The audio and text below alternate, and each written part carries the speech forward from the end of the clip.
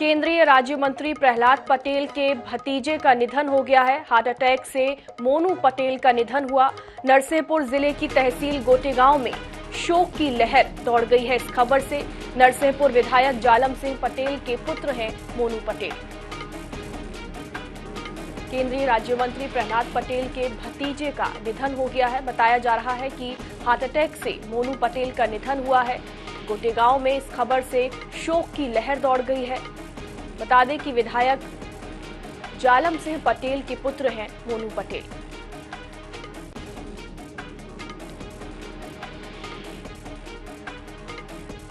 मोनू पटेल को कुछ दिन पहले ही अदालत ने हत्या के प्रयास के आरोप में बरी किया था और अब यह खबर सामने आ रही है कि हार्ट अटैक की वजह से उनका निधन हुआ है। बता दें कि नरसिंहपुर विधायक जालम सिंह पटेल के पुत्र हैं मोनू पटेल। नरसिंहपुर जिले में तहसील गोटेगांव में इस खबर से शोक की लहर दौड़ गई है। केंद्रीय राज्य मंत्री प्रहलाद पटेल के भतीजे का निधन हो गया है। हार्ट अटैक की वजह से मोनू पटेल का निधन हुआ है। इस खबर से गोटेगांव में शोक की लहर दौड़ गई है। विधायक जालम सिंह पटेल के पुत्र हैं मोनू पटेल और अब यह खबर सामने आ रही है कि हार्ट अटैक की वजह से उनका निधन हो गया है। वहीं कुछ दिन पहले ही मोनू पटेल को हत्या के प्रयास के आरोप में बरी किया गया था।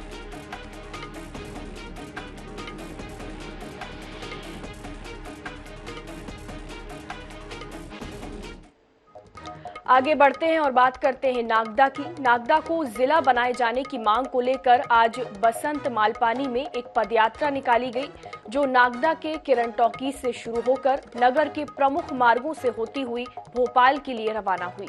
नगर में पदयात्रा का स्वागत पुष्प वर्षा से किया गया। आपको बता दें कि पिछले कई वर्षों से नागदा को जिला बनाने की मांग उठती रही है। वहीं बात करें मालपानी की पदयात्रा की तो लोगों का जन समर्थन मिलता हुआ दिखाई दे रहा है। आईएनएस संवाददाता से बसंत मालपानी ने चर्चा करने पर कहा कि ये यात्रा गैर राजनीतिक यात्रा है और इसलिए दोनों पार्टियां, चाहे बीजेपी हो या फिर कांग्रेस, दोनों ही पार्टियों के विधायकों का समर्थन उन्हें मिल रहा है।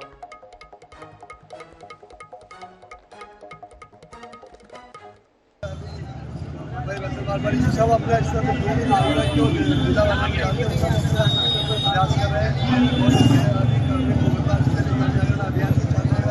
और मुख्यमंत्री जब भी नागदा आएंगे उसके मध्य प्रदेश में 1 करोड़ 20 लाख से ज्यादा बहनों ने मुख्यमंत्री लाडली बहना योजना के लिए फॉर्म भर दिया है। इस योजना को लेकर सीएम शिवराज ने भोपाल में आयोजित मन की बात कार्यक्रम को संबोधित करने के बाद कहा कि लाडली बहना योजना एक सामाजिक क्रांति है। ये योजना बहनों के जीवन में बदलाव लाने वाली योजना है। विश्व भर में ऐसी कोई योजना नहीं है जो लाडली बहनों के जीवन में बदलाव ला सके। सीएम शिवराज ने कांग्रेस पर निशाना साधते हुए कहा कि पिछली सरकार ने गरीब बेटियों की शादी रुकवा दी थी।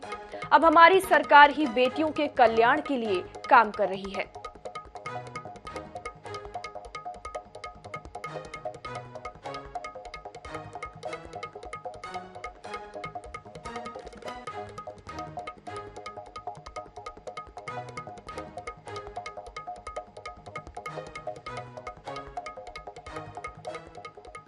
भोपाल के बड़े तालाब के अस्तित्व पर संकट के बादल मंडरा रहे हैं। तमाम कोशिशों के बाद भी न तो अतिक्रमण रुका और न ही हटाया गया।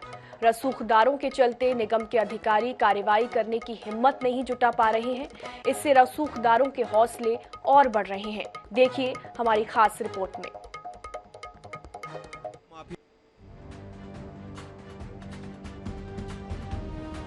आलम यह है कि बड़े तालाब का अस्तित्व खतरे में है। कैचमेंट एरिया में इतनी तेजी से अतिक्रमण हो रहा है कि तालाब सिकुड़ता जा रहा है। आंकड़े बताते हैं कि बड़ा तालाब 361 वर्ग किलोमीटर में फैला है। कैचमेंट के 125 हेक्टेयर में अवैध निर्माण है और 1500 से ज्यादा भूमाफियाओं का कब्जा। कहने को तो कागजों में 500 अतिक्रमण चिन्हित है, लेकिन रसूखदारों के आगे कार्रवाई नहीं हो पाती। अवैध कब्जे नहीं हट पाते तो अवैध निर्माण कैसे रोका जा सकता है। हर साल अतिक्रमण बढ़ता ही जा रहा है। यह स्थिति रही तो बड़े तालाब का अस्तित्व संकट में पड़ सकता है। यदि ऐसा हुआ तो भोपाल में बड़ा जल संकट भी हो सकता है। महापौर मालती राय ने खुद माना है कि शहर के तालाबों में अतिक्रमण है। उन्होंने कार्रवाई की जाने की बात कही है। इधर कांग्रेस ने आरोप लगाया है कि रसूखदार और बीजेपी की सांठगांठ की वजह से तालाब का अतिक्रमण नहीं हटाया जा रहा है। निश्चित ही भोपाल के जहां तालाबों में अतिक्रमण बढ़ने में आ रहा है, उस पर भी नगर निगम कार्रवाई करेगी। रसूखदार बड़े बड़े लोगों के कॉलेजेस हैं, पैसे आ रहे हैं, बीजेपी की सांठगांठ है सब जगह, और भ्रष्टाचार है, कमीशन खोरी चल रही है, एक बड़े स्तर पे कमीशन आ रहा है। जो अभी चुनाव आने वाले हैं तो लोग बुराई नहीं लेना चाहेंगे, क्योंकि सरकार हमारी तो है नहीं, आपकी सरकार है। आप जैसे लोगों के है ना, कुछ होता है तो लोगों के फटाक से घर तोड़वा देते हो और कोई भी कार्रवाई कर देते हो। जो गरीब लोग हैं उनके घर तोड़ दिए जाते हैं गरीबों के, लेकिन जो बड़े लोग हैं ना तो उनसे वसूली होती और ना उनके ऊपर कोई कार्रवाई होती। और आप बैरागढ़ में जाकर देखिए, वहां से लेके वहां तक कितना अतिक्रमण है बड़े तालाब के ऊपर। यहाँ पर तो वीआईपी रोड की एक हद तय है, यहाँ पर तो कुछ नहीं है, लेकिन वहां पर कितना बैरागढ़ के क्षेत्र में कितना ज्यादा अतिक्रमण है। हटाए ना, है हिम्मत तो हटाए। बड़े तालाब में अतिक्रमण कैसे रुके, तो जानकार बताते हैं। बड़े तालाब में अतिक्रमण को रोकने के लिए काम करने होंगे, लोगों की गतिविधियों को भी कम करना होगा, अवैध होटल रेस्टोरेंट बंद करने होंगे, तालाब में मिलने वाली मिट्टी को रोकना होगा, FTL कैचमेंट डेडिकेटेड एजेंसी को मिले। लेकिन ये काम जब होंगे जब नगर निगम की नीयत साफ हो और सख्ती से काम हो सके। कलेक्टर आशीष सिंह ने कहा कि शिकायत मिलने पर कड़ी कार्रवाई की जाएगी। इधर निगम कमिश्नर बताते हैं कि जहां शिकायत प्राप्त होती है वहां निगम कार्रवाई करता है। अगर कोई ऐसी शिकायत प्राप्त होती है कि अवैध कॉलोनाइजेशन का कोई केस है जो वर्तमान में प्रचलित है, जहां पर इस प्रकार की गतिविधि हो रही, तो हमारे द्वारा निश्चित रूप से कड़ी कार्रवाई करी जाएगी और आपराधिक प्रकरण दर्ज कराया जाएगा। जहाँ पर अतिक्रमण की शिकायत प्राप्त हो रहे हैं, हम लोग लगातार कार्रवाई कर रहे हैं। नया अतिक्रमण तो बिल्कुल शक्ति से रोक रहे हैं, और जहाँ पर नाला पर है या नहीं तो गलत स्थान पर जहाँ पे है उस पर भी कार्रवाई कर रहे हैं। अभी रिसेंटली ऐसे कोई संज्ञान में नहीं आया है। हम बिल्कुल डबल चेक कर लेते हैं कि ऐसे कोई डबल बुकिंग ना हो, गलत रूप से बुकिंग ना हो, हम लोग देख रहे हैं। अवैध निर्माण के साइड इफेक्ट क्या? जल स्रोतों में घरेलू अपशिष्ट वाला पानी मिल रहा है। मैरिज गार्डन रेस्टोरेंट गंदे पानी का कारक। मनोरंजक गतिविधियों से पानी गंदा। STF बनने थे लेकिन सारे STF नहीं बने, इसलिए गंदा पानी जल स्रोतों में मिल रहा है। वेटलैंड कैचमेंट में कब्जे और निर्माण बढ़े, इससे जैव विविधता प्रभावित हो रही है। पानी साफ करने वाले जीव मर रहे हैं। शहर की लाइफलाइन कहे जाने वाली बड़ी झील इस समय अतिक्रमण की चपेट में है। ना अतिक्रमण रुका है ना हटा है।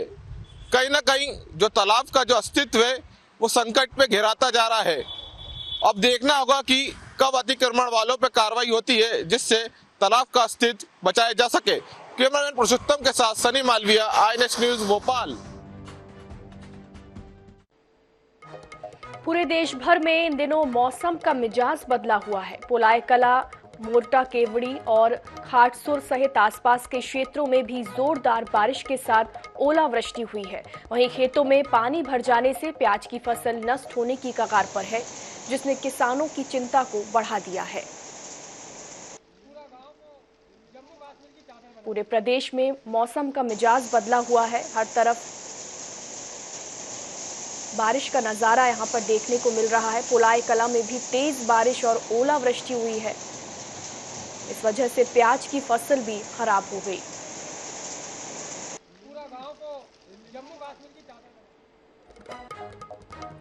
प्रधानमंत्री नरेंद्र मोदी कार्यक्रम मन की बात के जरिए हर महीने देश की जनता के साथ मुखातिब होते हैं। रविवार को प्रसारित हुए 100वें एपिसोड को देश ही नहीं बल्कि मध्य प्रदेश में हर वर्ग आयु के लोगों ने सुना। लोगों ने दावा किया कि प्रधानमंत्री नरेंद्र मोदी के नेतृत्व में देश और प्रदेश बदल रहा है। तो प्रधानमंत्री मोदी ने पहली बार देश को मन की बात से संबोधित किया था। 30 भाषाओं में होने वाला यह पहला कार्यक्रम है। प्रधानमंत्री नरेंद्र मोदी के मन की बात के 100वें एपिसोड को मध्य प्रदेश में बीजेपी कार्यकर्ताओं में खासा उत्साह देखने को मिला। प्रदेश बीजेपी कार्यालय समेत हर मंडल स्तर पर सामूहिक रूप से कार्यक्रम को सुनने की व्यवस्था की गई। कार्यक्रम में स्थानीय लोग भी बड़ी संख्या में मौजूद रहे। प्रदेश बीजेपी कार्यालय में भी मन की बात कार्यक्रम को सामूहिक रूप से सुना गया। इस मौके पर भोपाल की सांसद प्रज्ञा ठाकुर ने कहा कि पीएम मोदी के विजन से देश लगातार विकास की ओर अग्रसर है। हर व्यक्ति के साथ सम्मान दिया है। जो हमारे छुपे हुए योग्यता रखने वाले लोग, कहीं किसी ने कुछ काम किया है देश के लिए, कहीं अपने पास कमाने के लिए जिनकी जो योग्यता है वो माननीय मोदी जी ने उभारा है। ये हमारे ऐसे प्रधानमंत्री जिन्होंने देश को सम्मान दिलाया, हर व्यक्ति को सम्मान दिलाया, हर पहलू तक पहुँचे हैं और हर व्यक्ति तक पहुँचे हैं। ऐसे हमारे प्रधानमंत्री माननीय मोदी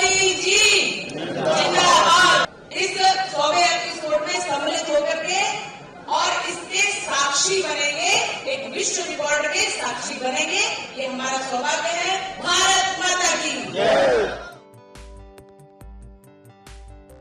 पीएम मोदी के कार्यक्रम मन की बात को 23 करोड़ लोग सुनते हैं। अब तक 100 करोड़ लोग कार्यक्रम को सुन चुके हैं।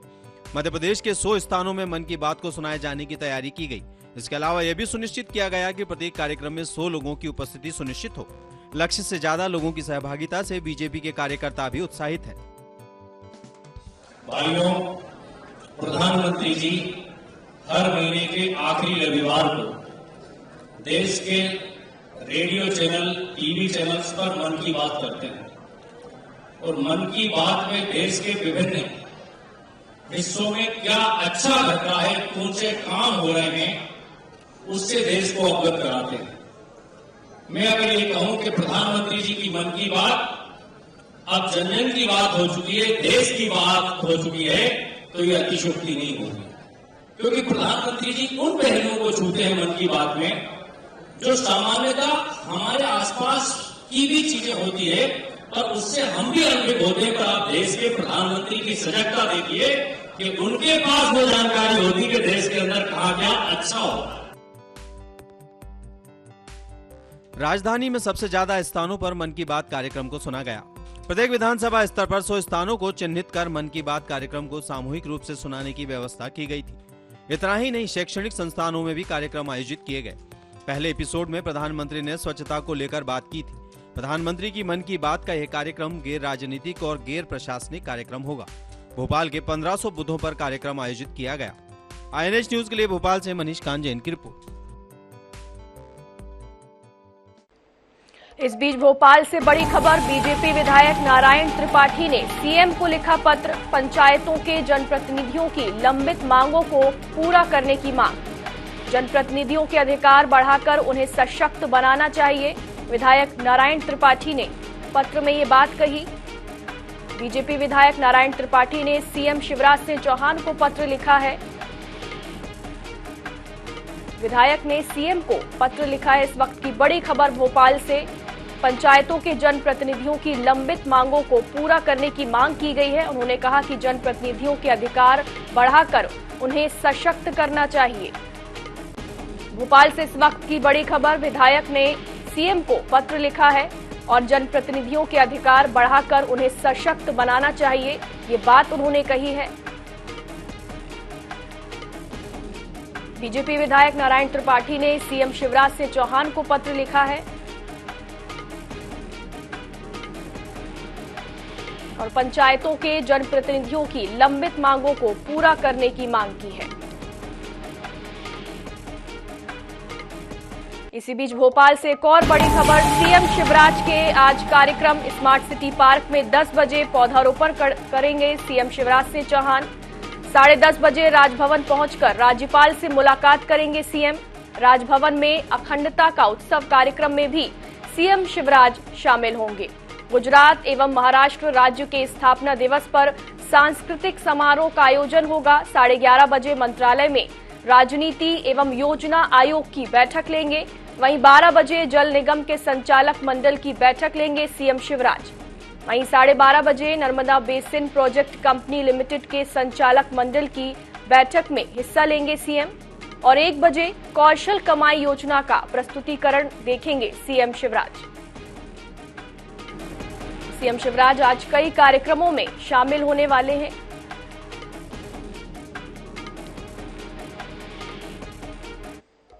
इस बीच भोपाल से एक और बड़ी खबर, पीसीसी चीफ कमलनाथ जिला संगठन मंत्रियों की लेंगे बैठक।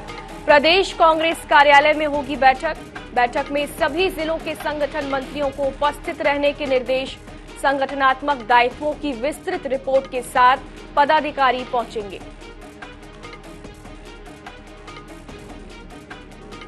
बड़ी खबर भोपाल से, पीसीसी चीफ कमलनाथ जिला संगठन मंत्रियों की बैठक लेंगे। प्रदेश कांग्रेस कार्यालय में ये बैठक होगी और बैठक में सभी जिलों के संगठन मंत्रियों को उपस्थित रहने के निर्देश दिए गए हैं।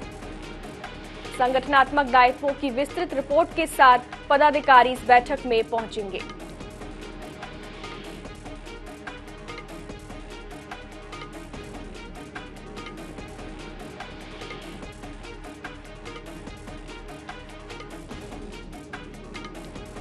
पीसीसी चीफ कमलनाथ जिला संगठन मंत्रियों की बैठक लेंगे। प्रदेश कांग्रेस कार्यालय में ये बैठक ली जाएगी और इस बैठक में सभी जिलों के संगठन मंत्रियों को उपस्थित रहने के निर्देश दिए गए हैं।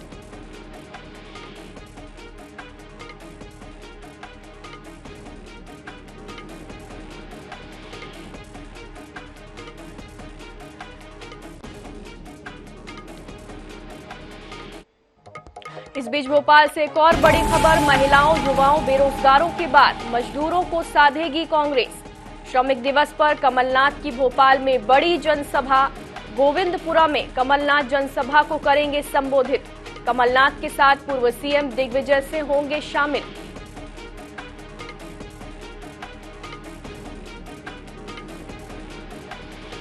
बड़ी खबर भोपाल से, श्रमिक दिवस पर कमलनाथ की भोपाल में बड़ी जनसभा होगी। गोविंदपुरा में कमलनाथ जनसभा को संबोधित करेंगे। कमलनाथ के साथ पूर्व सीएम दिग्विजय सिंह भी इस दौरान शामिल होंगे। बेरोजगारों के बाद मजदूरों को कांग्रेस साधने की तैयारी में है।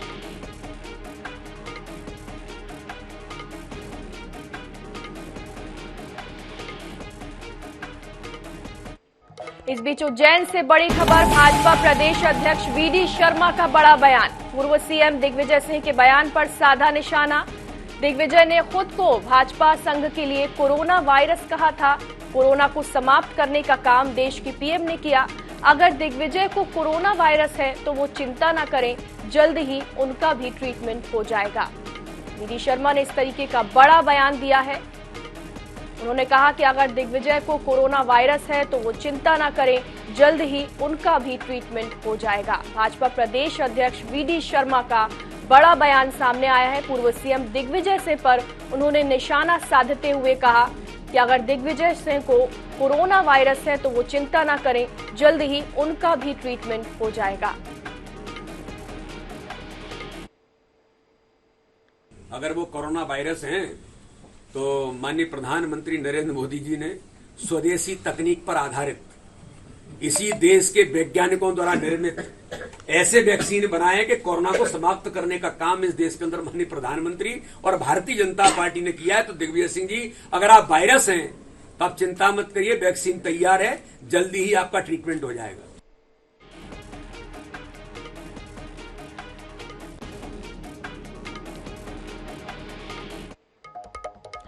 केंद्रीय कानून मंत्री किरेन रिजिजू पर कपिल सिब्बल ने निशाना साधा है। सिब्बल ने कहा कि कानून मंत्री को कानून का ज्यादा ज्ञान नहीं है।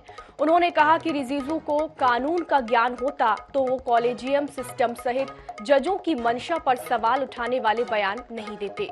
मीडिया से बातचीत में कपिल सिब्बल ने कहा कि किरेन रिजिजू खुद नहीं बोल रहे, उनसे ऐसा बुलवाया जा रहा है और इसके पीछे कौन है ये सभी जानते हैं।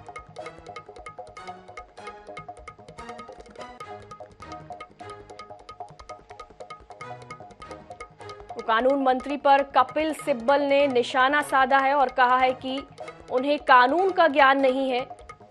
पूर्व केंद्रीय मंत्री कपिल सिब्बल ने कानून मंत्री पर निशाना साधते हुए कहा कि रिजिजू को ज्ञान होता तो वो ऐसे बयान नहीं देते और इसके पीछे कौन है ये सभी जानते हैं।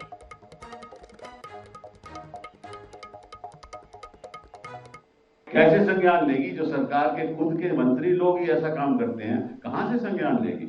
ये तो मैं कई मैटर्स में मैं कई पेशियां कर चुका हूं खुद ब खुद, और जो अगर आप बयान पढ़ो तो आपके रोंगटे खड़े हो जाएंगे, लेकिन कोई करेक्ट करता ही नहीं है। कुछ सरकार कुछ नहीं करती क्योंकि सरकार को राजनीतिक फायदा होता है इससे। जैसे ही बंटवारा होगा समाज का, फायदा आपको मालूम है सरकार को जाएगा, इसलिए वो कुछ करना नहीं चाहते। और वहां जो राज्य सरकारें की अपनी सरकारें हैं वहां कुछ करते नहीं है, वहां इनको बढ़ावा मिलता है और फिर आपको मालूम है। इस बीच भोपाल से बड़ी खबर, लाडली बहना योजना के फॉर्म भरने की अवधि हुई समाप्त। आज जारी होंगे हितग्राहियों की अंतिम सूची। ग्राम पंचायत और वार्ड कार्यालयों में चस्पा की जाएगी अंतिम सूची। 15 मई तक लाडली बहना योजना के फॉर्म पर ली जा सकेगी आपत्ति। वहीं 31 मई को जारी की जाएगी लाडली बहना की फाइनल लिस्ट। 10 जून को डाली जाएगी योजना के अंतर्गत पहली राशि। 1 करोड़ 25 लाख से ज्यादा महिलाओं ने आवेदन भरा है। भोपाल से बड़ी खबर, लाडली बहना योजना के फॉर्म भरने की अवधि समाप्त हो गई है। आज जारी होगी हितग्राहियों की अंतिम सूची। ग्राम पंचायत और वार्ड कार्यालयों में ये अंतिम सूची चस्पा की जाएगी। 15 मई तक लाडली बहना योजना के फॉर्म पर आपत्ति ली जा सकेगी। वहीं 31 मई को लाडली बहना की फाइनल लिस्ट जारी की जाएगी। ज्यादा जानकारी के लिए हमारे साथ हमारे सहयोगी सनी मालवी जुड़ गए। जी सनी, लाडली बहना योजना के फॉर्म भरने की अवधि अब समाप्त हो चुकी है और अब अंतिम सूची जो है वो जारी होगी। निश्चित तौर पे मध्य प्रदेश सरकार की लाडली बहना योजना का काफी लोकप्रिय योजना मानी जा रही है। मुख्यमंत्री शिवराज सिंह चौहान ने चुनाव से पहले लाडली बहना योजना को 1000 रुपए महीने देने का जो वादा किया है वो आज जारी होगी। हितग्राहियों की अंतिम सूची ग्राम पंचायत और वार्ड कार्यालयों से चस्पा की जाएगी। अंतिम सूची आज से 15 मई तक लाडली बहना योजना के फॉर्म की आपत्ति ली जा सकेगी और 31 मई को जारी की जाएगी। लाडली बहना की फाइनल लिस्ट आज जारी होगी। 10 जून को लाडली योजना के अंतर्गत की 1000 की राशि 10 जून को डाली जाएगी, जिसमें 1 करोड़ 25 लाख से अधिक महिलाएं ने आवेदन भर चुकी है। कुल मिलाकर माना जाए कि जो प्रदेश की महिलाएं लाडली बहना है उनमें काफी उत्साह देखा जा रहा है। बढ़ चढ़कर इस योजना में लोग और जो महिलाएं वो भाग ले रही है। कुल मिलाकर माना जाए कि 10 जून को योजना के अंतर्गत की पहली किस्त राशि डाली जाएगी। जी, बहुत बहुत शुक्रिया सनी तमाम जानकारी के लिए। तो लाडली बहना योजना के फॉर्म भरने की अवधि समाप्त हो चुकी है। वहीं हितग्राहियों की अंतिम सूची आज जारी की जाएगी।